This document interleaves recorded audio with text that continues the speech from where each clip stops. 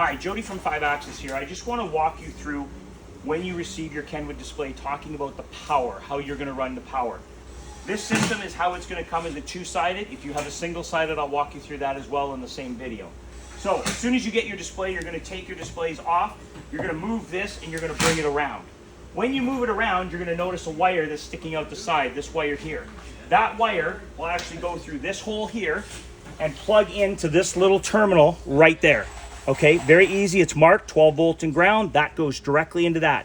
Your 8 gauge that you're going to run from there is going to come through the same hole right here, and your 8 gauge is going to plug right into this section right here. Okay, so you have 8 gauge and you're going to have your 12 gauge going in there. Then on the other side, you're going to run your 8 gauge up.